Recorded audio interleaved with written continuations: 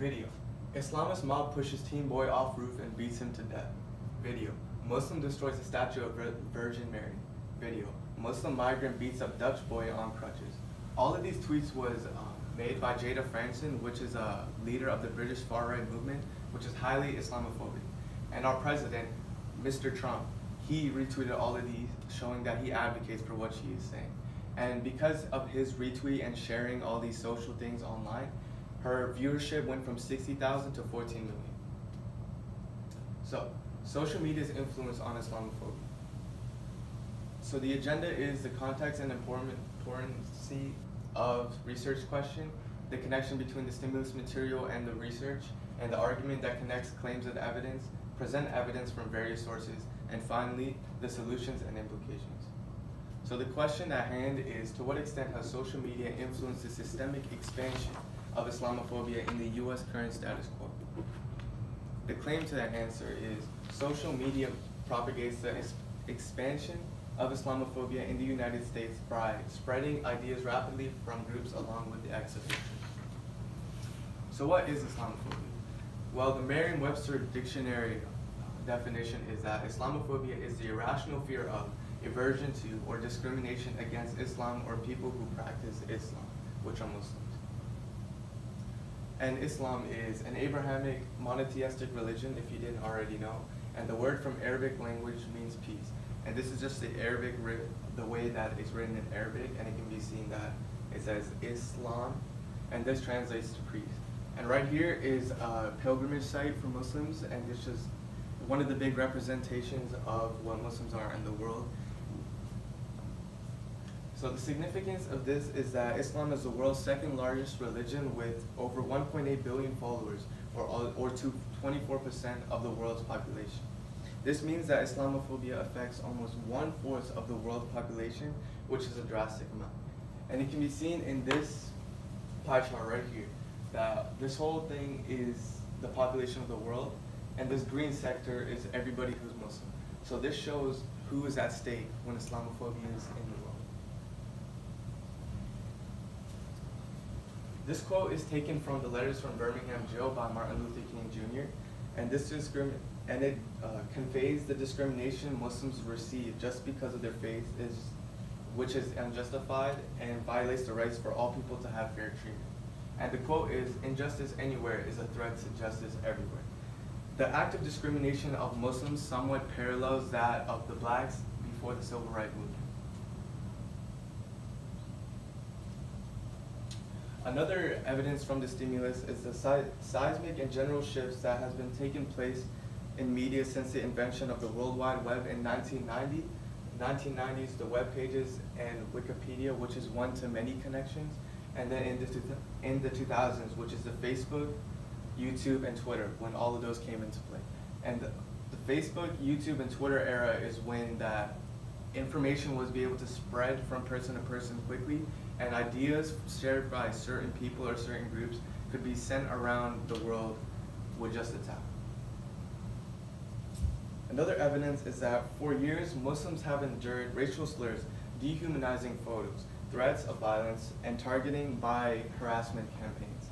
This harassment continues to spread and generate significant engagement on social media platforms, even though it's prohibited by most terms of service. This was also seen with the unruly tweets by Jada Franson, which was seen at the start of the presentation.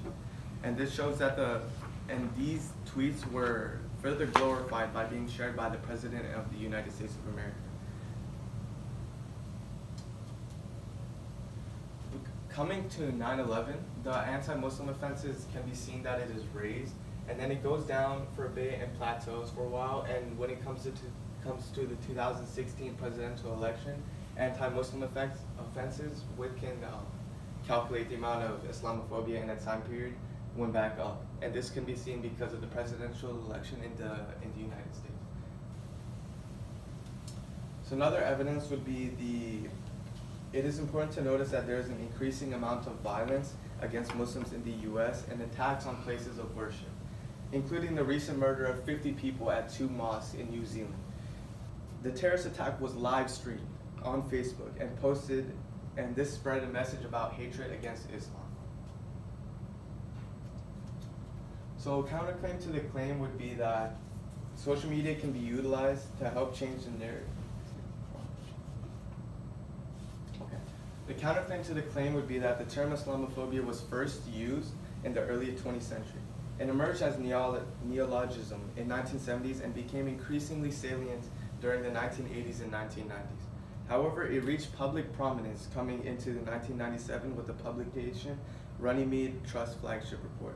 The introduction of the term was justified by the report's assessment that anti-Muslim prejudice has grown so considerably and so rapidly in recent years that a new term in the vocabulary is needed. So a solution to the claims would be that social media can actually be utilized to help change the narrative on Islamophobia on sites such as Facebook, Twitter, and Instagram. In contrast to that of other liberal democracies, hate speech in the United States is not regulated. The other possible solution is to regulate hate speech in the US, which will minimize Islamophobic social media postings and restrict the spread of these inhuman ideals. Some limitations to these solutions would be that Islamophobia is being spread through social media. Okay. Some limitation to these solutions would be the information overload that people would receive.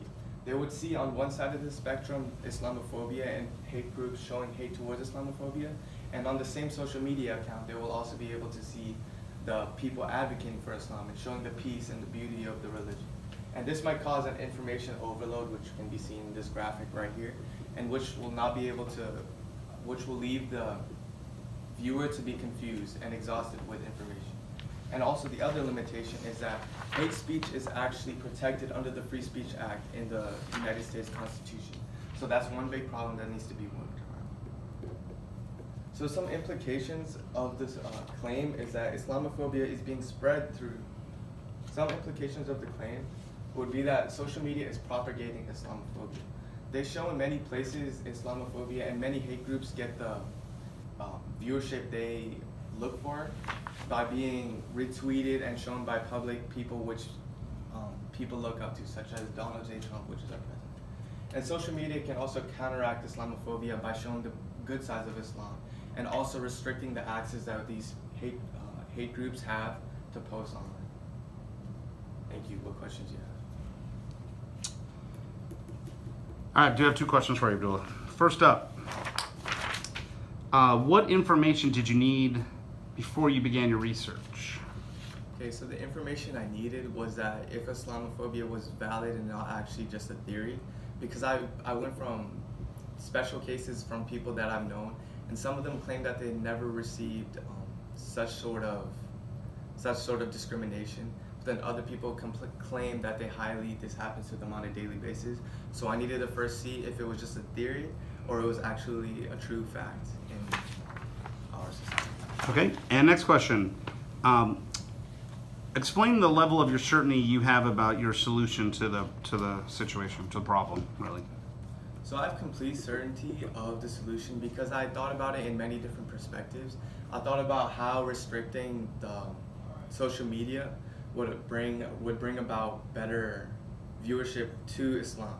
So this would work because if you restricted hate groups such as seen in the first in the hook for the video, if you restricted things like that, which were actually unjustified, and if you look more research into what she was tweeting and what Donald Trump was retweeting, all of that stuff was unjustified and can be completely nullified. So then if you do restrict these things, then yeah. Could I hear the question again? Hear the question again? Yeah. I just want you to, how certain are you of the solution? Okay, so how certain am I of the solution? By thinking about what I just said previously, that's pretty certain because it shows that if you do restrict what is being said online, it reaches less people, and when it reaches less people, the idea of that is being portrayed is less sent out there and less people believe. You're good.